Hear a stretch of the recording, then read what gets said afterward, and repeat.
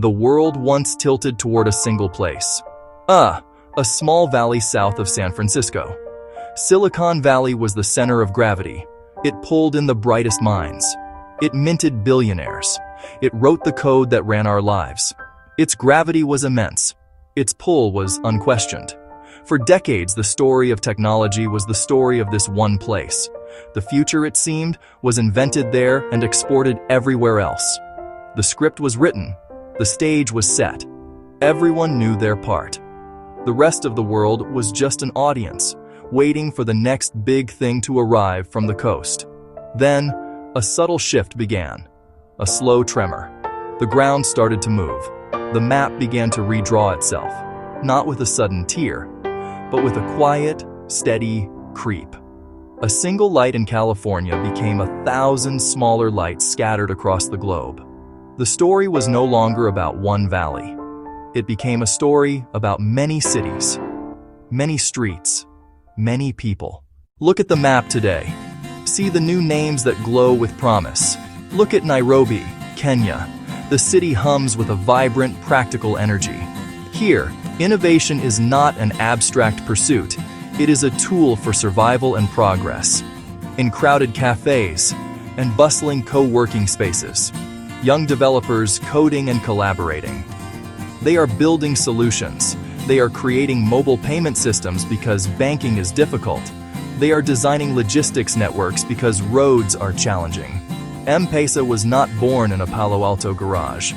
It was born from a local need, a flash of Kenyan ingenuity that leapfrogged old infrastructure and showed the world a new way to move money.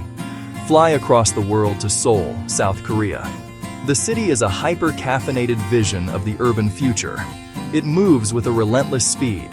Neon lights paint the sky, but the real electricity is on the ground. Here, startups are not just iterating on old ideas. They are experimenting with the very fabric of life. They are building smart homes. They are building autonomous delivery robots. They are building virtual reality platforms that blur the line between the physical and digital worlds. The city's dense population and world-class connectivity make it a perfect laboratory for testing tomorrow's technologies at scale. Seoul doesn't just adopt the future, it stress tests it. Now, consider a smaller, quieter force.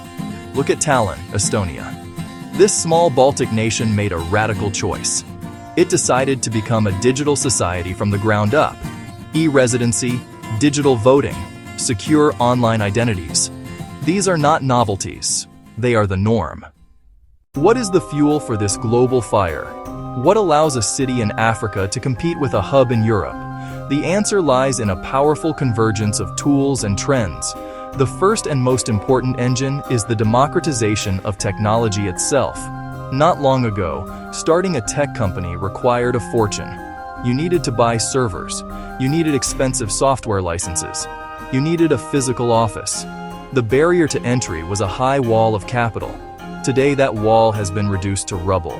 The cloud is the great equalizer. An entrepreneur with a laptop and a credit card can now access the same computing power as a Fortune 500 company. This technological shift is amplified by the movement of people. Marketing shot. Diverse team collaborating around a large screen in a modern, sunlit office in Lisbon. Talent is more mobile than ever before. A brilliant engineer no longer feels compelled to move to Silicon Valley to build a meaningful career.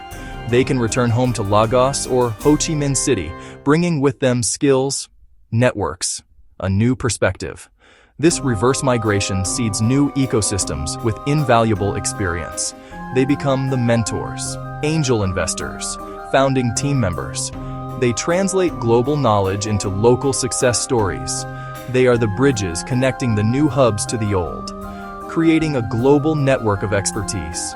Local problems are powerful catalysts for global solutions.